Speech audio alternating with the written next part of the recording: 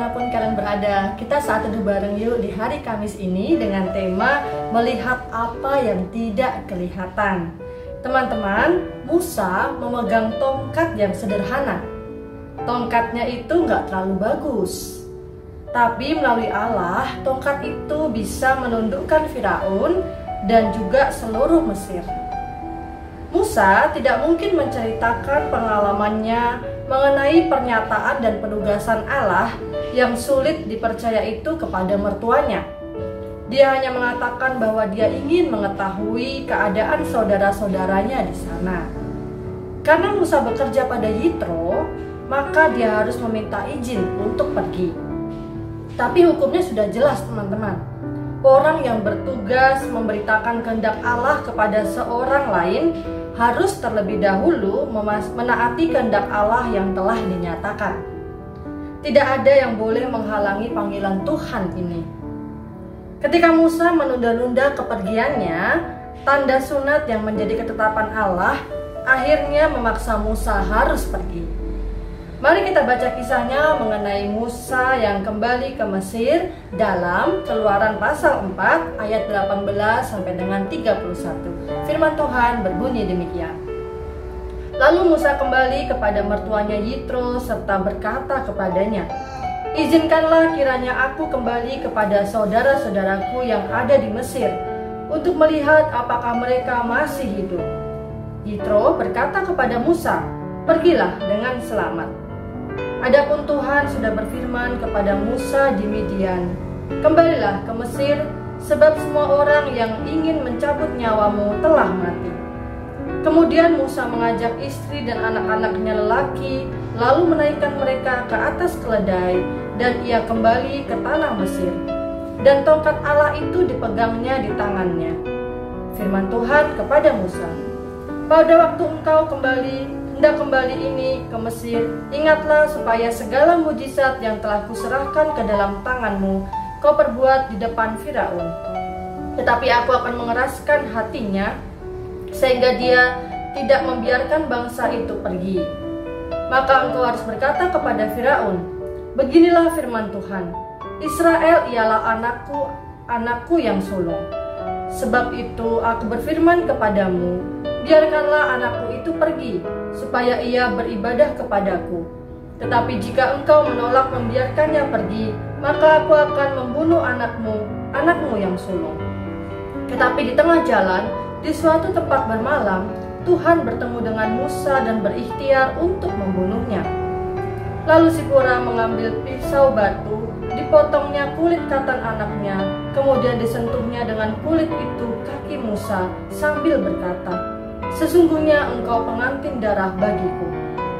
Lalu Tuhan membiarkan Musa, "Pengantin darah," kata Sipora waktu itu, karena mengingat sunat itu. Berfirmanlah Tuhan kepada Harun, "Pergilah ke padang gurun menjumpai Musa." Ia pergi dan bertemu dengan dia di gunung Allah, lalu menciumnya.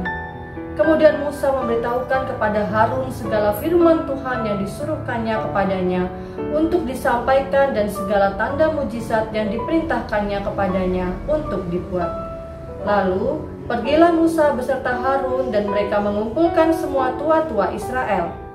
Harun mengucapkan segala firman yang telah diucapkan Tuhan kepada Musa, serta membuat di depan bangsa itu tanda-tanda mujizat itu. Lalu percayalah bangsa itu, dan ketika mereka mendengar bahwa Tuhan telah mengindahkan orang Israel dan telah melihat kesengsaraan mereka, maka berlututlah mereka dan sujud menyembah. Menarik ya guys ya, bahwa Musa meninggalkan Mesir itu 2 kali dengan cara yang berbeda. Yang pertama, Musa tinggalkan Mesir dengan ketakutan.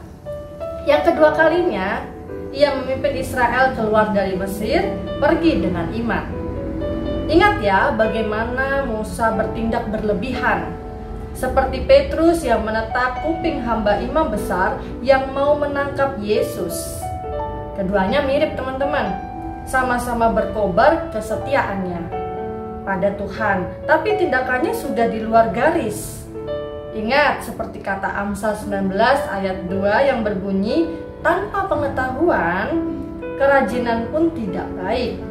Itulah sebabnya teman-teman, kepergian Musa yang pertama ketika ia melarikan diri untuk menyelamatkan nyawa. Musa pergi ke tanah Midian. Kepergian Musa yang kedua adalah ketika ia berangkat dengan berani tanpa ada ketakutan kepada Firaun. Dalam Ibrani 11 ayat 27 disebutkan, karena iman maka ia telah meninggalkan Mesir dengan tidak takut akan murka raja. Ia bertahan sama seperti ia melihat apa yang tidak kelihatan. Selama 40 tahun dengan rendah hati, Musa bekerja sebagai gembala domba di padang Midian.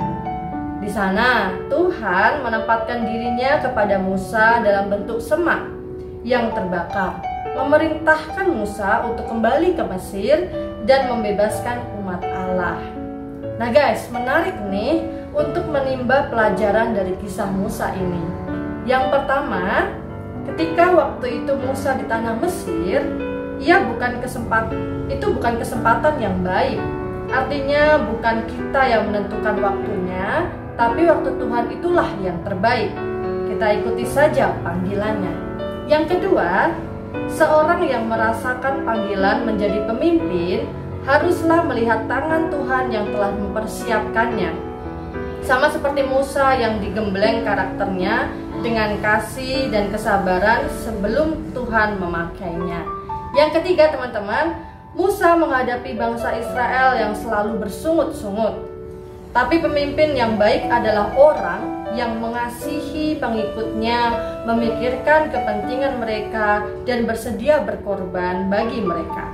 Tapi sekaligus tegas terhadap pengikutnya. Saat kepergian Musa yang kedua ini teman-teman, Musa melihat Tuhan dan belajar untuk mengandalkan Dia dalam misi membawa bangsa Israel keluar dari tanah Mesir. Maka kita pun juga harus demikian teman-teman ya.